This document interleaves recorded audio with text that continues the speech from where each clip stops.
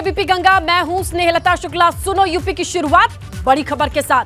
Greater Noida से बड़ी खबर मिल रही है। एक बार सिक्योरिटी गार्ड की दबंगई का मामला फिर देखने को मिला है। सिगरेट पीने को लेकर जिम्स हॉस्टल के छात्रों के साथ गार्ड का विवाद हो गया। इसके बाद गार्ड इकट्ठे होकर के स्टूडेंट पर हमला बोलते नजर आए। दोनों पक्षों में जमकर मारपीट हुई। 15 छात्र घायल हुए हैं। गार्डों ने हॉस्टल के छात्रों की कई बाइक तोड़ डाली और इसी घटना का सीसीटीवी फुटेज सामने आया है। मौके पर थाना इकोटेक फर्स्ट की पुलिस ने कुछ लोगों को हिरासत में लिया। दोनों पक्ष की तहरीर लिखकर मामले की जांच शुरू हो चुकी है। वही घटना के विरोध में छात्र प्रोटेस्ट कर रहे हैं। भारी पुलिस फोर्स मौके पर तैनात है। तो देखिए, यहाँ गार्ड का गुट और छात्रों का गुट आमने सामने आ गया और दोनों में जमकर मारपीट हुई है। बवाल हुआ है। जिम्स के छात्र और सिक्योरिटी गार्ड्स के गैंग के बीच में जमकर मारपीट हुई है। सीसीटीवी फुटेज सामने आया है। स्टूडेंट प्रोटेस्ट कर रहे हैं। पुलिस मामले को इन्वेस्टिगेट कर रही है। मामला दर्ज किया जा चुका है, लेकिन सीसीटीवी फुटेज सामने आया है। ज्यादा जानकारी के लिए रुक करेंगे हमारे सहयोगी रविंद्र इस वक्त फोन लाइन पर मौजूद है। रविंद्र, ऐसा क्या हो गया कि स्टूडेंट और गार्ड का यूनियन इस कदर आमने सामने आ गया? ये घटना देर रात की है, जब जो छात्र जो थे छात्र गार्ड में कहासुनी हुई, वो सिगरेट पीने को लेकर हुई थी। तो जब कहासुनी के बाद इतनी कहासुनी बढ़ गई कि छात्र और जो गार्ड के गुट थे तो आपस में भिड़ गए। लेकिन जो गार्ड थे, गार्डों ने छात्रों के हॉस्टल के अंदर घुस करके जो मारपीट की, तोड़फोड़ की। और सीसीटीवी बाकायदा देखा जा सकता है कि जिस तरह से जो गार्ड हैं वो बाइकों को, कारों को तोड़ते हुए नजर आ रहे हैं और छात्रों को उन्होंने घायल भी किया है, उनके साथ जमकर मारपीट की है। और गार्ड जो है मारपीट कर घटना को अंजाम देकर मौके से फरार हो जाते हैं। फिर उसके एवज में जो है जो छात्र हैं उन्होंने प्रोटेस्ट किया है, प्रोटेस्ट कर रहे हैं। तो कुछ रविंद्र, इनके सुपरवाइजर कौन है? इन्हें गार्ड बनाया गया है, बाउंसर बनाया गया है? इनको इनकी ड्यूटी समझाई कैसे गई? इनकी भर्ती कैसे हुई है? क्या सोच के हुई है? इनका सुपरवाइजर कौन है? कॉलेज प्रबंधन क्या कह रहा है इस मामले पे? देखिए, ये छात्र तो हैं जिम्स हॉस्पिटल के, कॉलेज के, और लेकिन ये रहते जीबीयू में हैं। जो जीबीयू के अंदर का हॉस्टल है, हॉस्टल के अंदर, क्योंकि जीबीयू के अंदर काफी पुख्ता जो है सुरक्षा मानी जाती है, लेकिन उसके बावजूद भी यहाँ पर इस तरह की घटना हो जाती है तो बड़ा सवाल उठता है। और इनकी जो सुपरवाइजर है उनसे भी बात की जा रही है। पुलिस ने कुछ लोगों को हिरासत में लिया है दोनों तरफ से। वैसे जो गार्ड हैं, जो ज्यादातर गार्डों को लिया है, क्योंकि गार्ड ही छात्रों को पीटते हुए नजर आ रहे हैं, छात्र ही इसमें घायल है। छात्र तो इस विजुअल में ज्यादा दिख रहे हैं रविंद्र, क्योंकि जाहिर सी बात है जितने सिक्योरिटी गार्ड नहीं है उससे ज्यादा स्टूडेंट होते हैं। ये कॉमन सेंस है। ऐसे में कैसे बताया जा सकता है कि ये गाड़ियां तोड़ते हुए गार्ड ही साफ साफ देखे जा रहे हैं? क्योंकि बहुत सारे लोग दिख रहे हैं। इस पूरे विजुअल को देखिए। ये शख्स जो इस वक्त स्क्रीन पर दिख रहा है, ये तो गार्ड नहीं दिख रहा है। ये इसने रेड कलर की बनियान टी शर्ट पहनी है, दरवाजे को तोड़ने की कोशिश की। ये तो स्टूडेंट लग रहे हैं। देखिए, कुछ जो गार्ड थे वहीं कैंपस में रहते हैं, कुछ कैंपस के बाद रहते हैं। तो ये लोग सब इकट्ठा हुए थे। तो इनमें दोनों तरफ से जो लोग हैं, छात्र भी हैं और जो है इसमें जो गार्ड भी हैं, वो तमाम दोनों लोग थे जो आपस में मतलब जो है वहाँ पर धक्का मुक्की, गेट तोड़ते हुए नजर आते हैं, मारपीट करते हुए नजर आते हैं। लेकिन ज्यादातर इसमें जो बताया गया छात्रों की तरफ से सिगरेट पीने को लेकर विवाद हुआ था। और विवाद जिस वजह से भी हुआ, रविंद्र, सवाल ये बनता है कि ये कॉलेज प्रबंधन के लोग कहाँ थे? ये कितने देर तक ऐसे हंगामा चलता रहा, तोड़फोड़ चलती रही, दरवाजे को तोड़ने की कोशिश? ये डराने वाले विजुअल किस तरीके का माहौल है? ऐसे में बच्चों को स्कूल भेजते हैं, कॉलेज भेजते हैं अभिभावक, ये तस्वीर देख के क्या ही सोचेंगे और कहाँ ही भेजेंगे? इतनी मोटी भारी भरकम फीस के बाद ऐसे माहौल में कौन पढ़ाएगा अपने बच्चों को?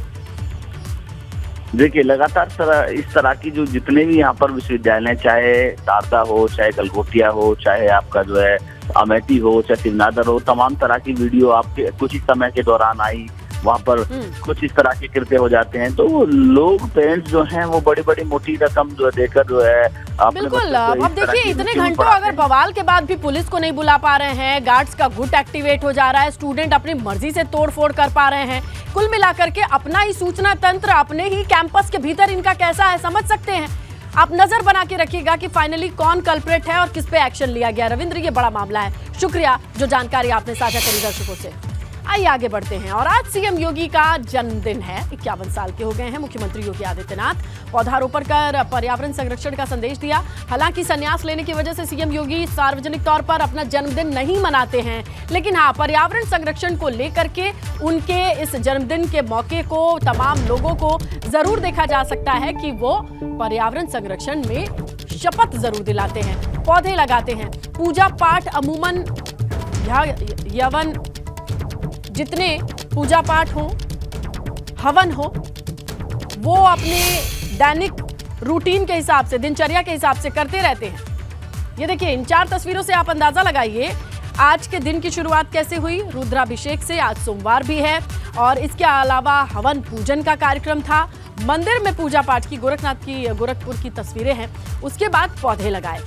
ये अमूमन हर दिन की दिनचर्या रहती है। सार्वजनिक तौर पर अपना जन्मदिन नहीं मनाते हैं, क्योंकि संन्यास आश्रम में प्रवेश करने के साथ अपना जन्मदिन और अपनी किसी भी ऐसी परंपराओं से दूरी बनाई जाती है। लेकिन हाँ, आज पर्यावरण दिवस है और ये जुड़ी हुई तस्वीरें हैं जो आपके सामने रख रहे हैं, और कार्यकर्ताओं में उत्साह है। कुछ इसी तरीके से वो भी सीएम के जन्मदिन को लेते हैं और मनाते हैं। चलिए सीधे लिए चलते हैं गोरखपुर। हमारे सहयोगी नीरज जुड़ चुके हैं, उनसे जानकारी लेंगे। नीरज, ये सभी जानते हैं कि संन्यास धारण करने की वजह से किसी भी तरीके का फंक्शन या जैसे जन्मदिन की तस्वीरों की छवि हमारे जहन में है, वैसा कुछ नहीं होता है। लेकिन फिर भी आज कार्यकर्ताओं में उत्साह रहता है, कुछ अलग तस्वीर रहती है। दिखाएं और बताएं।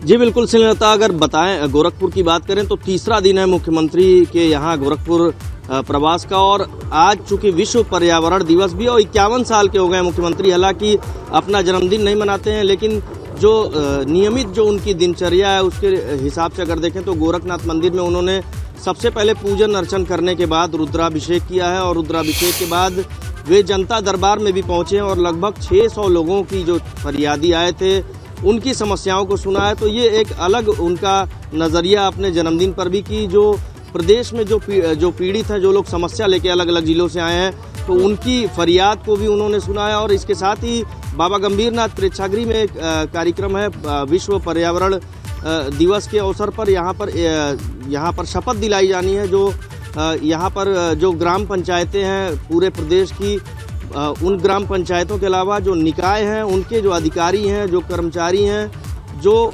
मेयर हैं यानी महापौर हैं, और जो पार्षदगण हैं, सभी लोगों को शपथ दिलाई जाएगी यहाँ पर। और शपथ का जो कार्यक्रम है वो बाबा गंभीरनाथ प्रेक्षागृह में यहाँ पर होगा। और इस शपथ ग्रहण के कार्यक्रम में मुख्यमंत्री योगी आदित्यनाथ बतौर मुख्य अतिथि सम्मिलित होंगे। इसके बाद शाम 4 बजे बिल्कुल नीरज, तो आज का दिन भी अहम रहने वाला है। जन्मदिन भले हम मनाते नहीं है, लेकिन कार्यकर्ताओं में जोश है और पर्यावरण दिवस का एक संदेश देने की कोशिश रहती है। नीरज, शुक्रिया जानकारी के लिए। तो गोरखपुर से हमारे सहयोगी नीरज बता रहे थे कि आज का दिन और आज का शेड्यूल क्या रहने वाला है सीएम योगी का।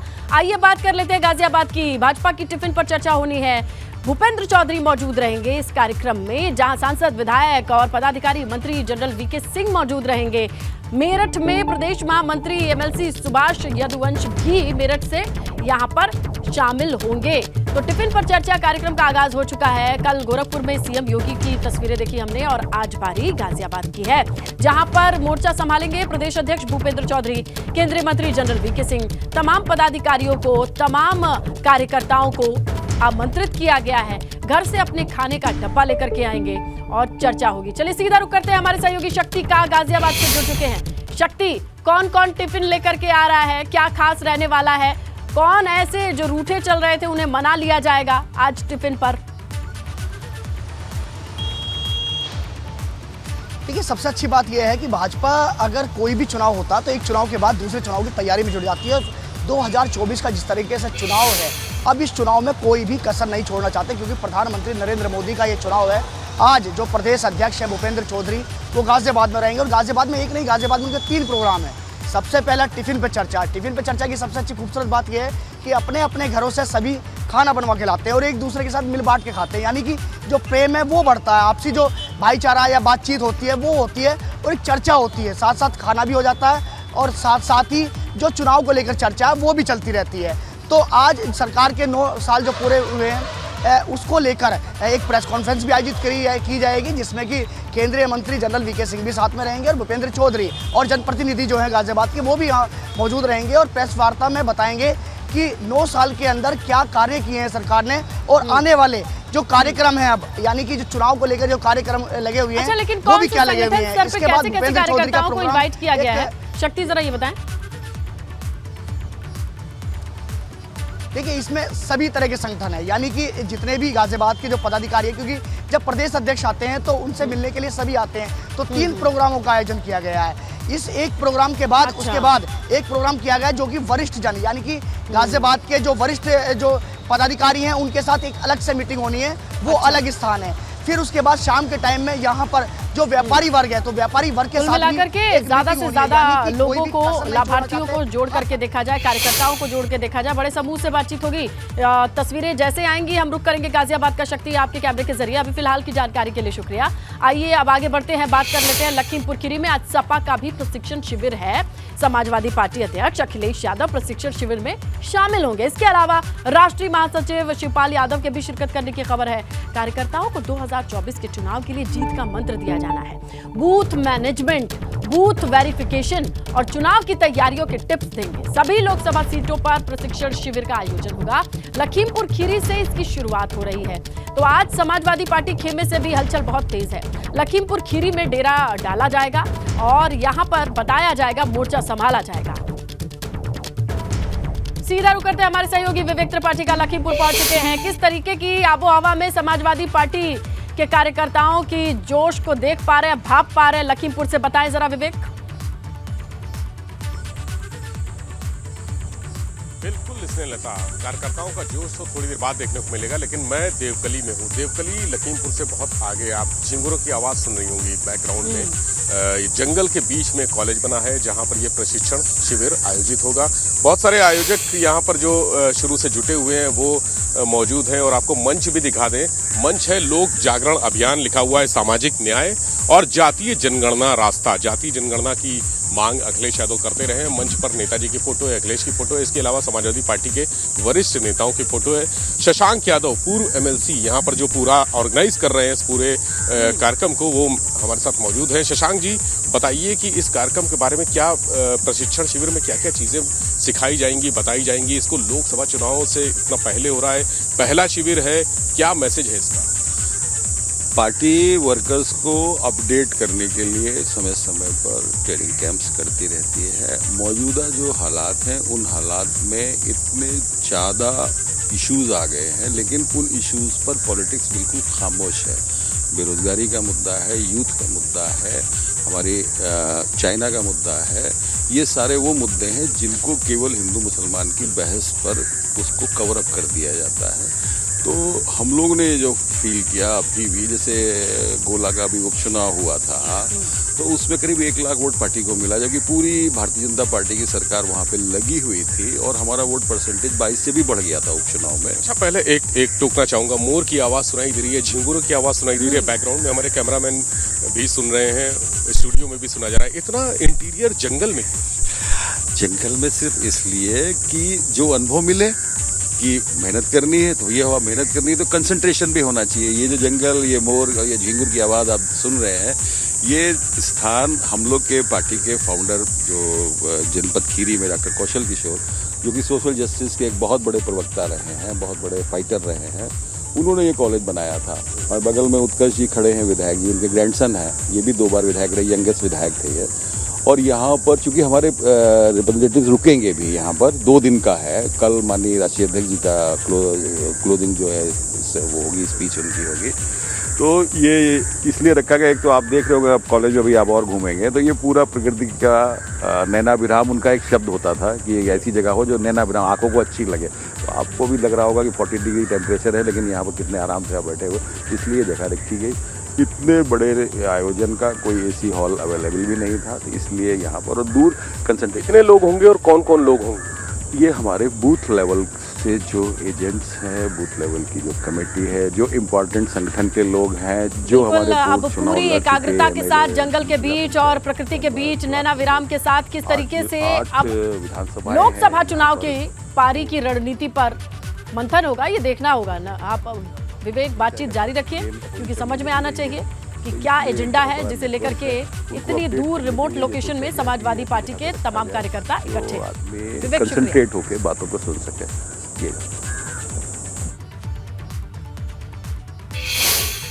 आगे बढ़ेंगे, बात करेंगे माफिया मुख्तार अंसारी की मुश्किलें बढ़ सकती हैं। 31 साल पुराने अवधेश राय हत्याकांड में आज फैसला आना है। वाराणसी की एमपी एमएलए कोर्ट ये फैसला सुनाएगी। अवधेश राय हत्याकांड में मुख्तार अंसारी आरोपी हैं। भीम सिंह, राकेश, अब्दुल कलाम जैसे समेत एक अज्ञात पर भी आरोप है। आज आरोप तय हो सकते हैं और फैसला सुनाया जा सकता है। आरोप तय हो चुके हैं लेकिन आज फैसला सुनाने का दिन है। एमपी एमएलए कोर्ट ये फैसला सुनाएगी तो मुख्तार की परेशानियां कम होंगी या बढ़ जाएंगी। चांसेस अभी तक ये बताया जा रहा है कि मुश्किलें बढ़ सकती हैं। 31 साल पुराना मामला भले है अवधेश राय हत्याकांड से जुड़ा हुआ, लेकिन वाराणसी की एमपी एमएलए कोर्ट आज अपना फैसला सुनाएगी। अवधेश राय हत्याकांड में मुख्तार अंसारी की आरोपी है और इसके साथ भीम सिंह, राकेश, अब्दुल कलाम समेत एक अज्ञात भी आरोपी है।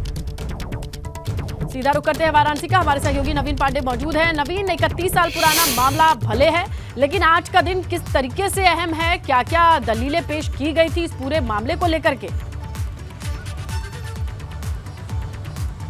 जी बिल्कुल, आपको बताना चाहेंगे कि काफ़ी अहम आज का दिन है क्योंकि मुख्तार अंसारी का ऐसा माना जा रहा है कि मुश्किलें बढ़ सकती हैं क्योंकि जिस तरह से इस पूरे मामले में जो केस के वादी हैं अजय राय कांग्रेस के नेता, उन्होंने तथ्यों के आधार पर गवाही दी है और गवाही के आधार पर ये देखा जा रहा है कि कहीं ना कहीं आज जो कोर्ट फैसला सुनाएगा तो उसमें मुख्तार अंसारी की मुश्किलें बढ़ सकती हैं। आपको हम तस्वीरें दिखाना चाहेंगे कि प्रशासनिक तैयारी कैसी है कचहरी परिषद के बाहर। आप देख सकती हैं किस तरह की तमाम फोर्सें, कई थानों की फोर्सें लगाई गई हैं क्योंकि मुख्तार अंसारी सहित 5 लोगों पर फैसला आना है। 12 बजे ये फैसला आ जाएगा क्योंकि आदेश लिखा जा चुका है, फैसला लिखा जा चुका है, केवल जज को सुनाना है। लिहाजा आप देख सकते हैं प्रशासनिक तैयारी है किस तरह से सुबह ही से कई थानों की फोर्स कचहरी परिषद के बाहर मौजूद है और तमाम तरह की बैरिकेटिंग भी की जाएगी। क्योंकि अवधेश राय हत्याकांड को लेकर फैसला आना है, लिहाजा तैयारी आप देख सकती है प्रशासनिक कितनी है। 31 साल पुराना मामला था। 31 साल पुराने मामले को लेकर लगातार गवाहियाँ दी गई, चाहे हाई कोर्ट हो या गाजीपुर कोर्ट हो या फिर वाराणसी कोर्ट हो। तमाम कोर्ट में अजय राय जो इस केस के वादी हैं उन्होंने गवाही दी और तथ्यों के आधार पर गवाही दी।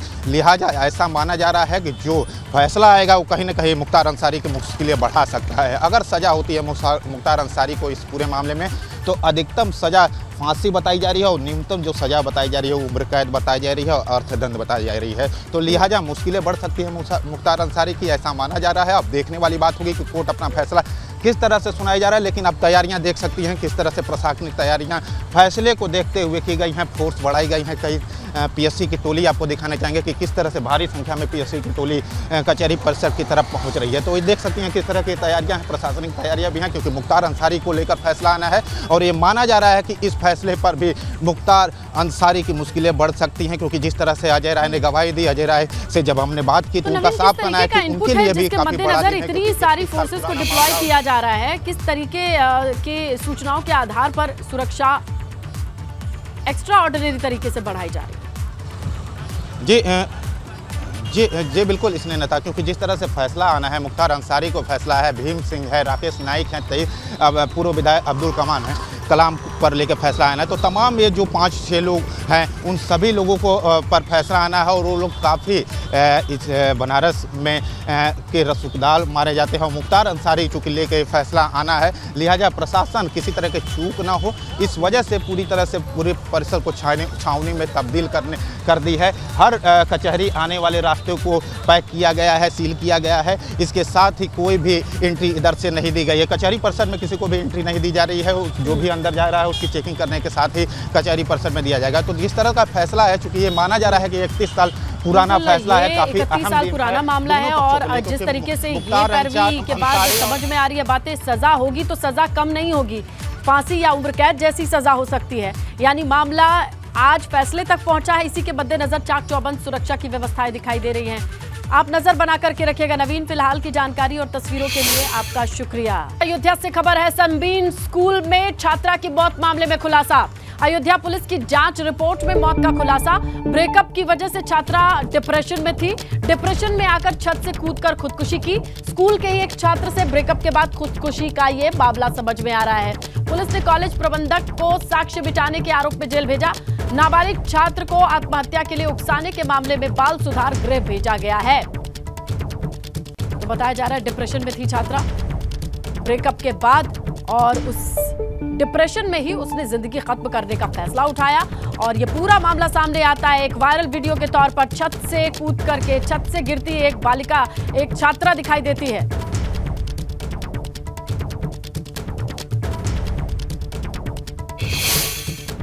एक आदमी तुरंत जाके उत्साहेगा क्यों और कब उत्साह है, और ये कोई मुझे डिटेल चाहिए कि उत्साह की कोई लिख के गई होती या मतलब आत्महत्या वाला लेटर लिखे गई तो मैं इसकी वजह से आत्महत्या कर ली। मेरे बच्चे ने कहाँ पे लिख के, उस लड़की ने कहीं लिखा हो कि मेरे वजह से मैं उसकी वजह से आत्महत्या कर रही हूँ या उसका नाम कहीं दिया हो, तब वो बताएं। और मेरा बच्चा उस दिन स्कूल भी नहीं गया।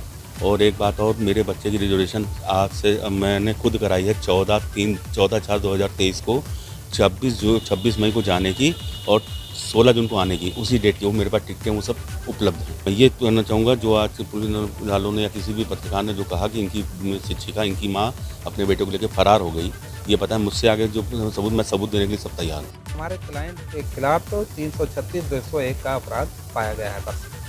और जो दूसरे क्लाइंट उनके खिलाफ 505 का बना है, उन्होंने जो है ये हुआ है कि उन्होंने आत्महत्या के लिए प्रेरित किया है, ये बस यही 505 है उसके खिलाफ। वो भी जुबनाइल है, उसको जुबनाइल कोर्ट में पेश किया गया है। हमारे क्लाइंट के खिलाफ जो लिखी बात का इन्होंने साक्ष्य को छिपाया है, साक्ष्य को मिटाया है, पर जिसके अलावा कोई भी सबूत हमारे क्लाइंट के खिलाफ नहीं।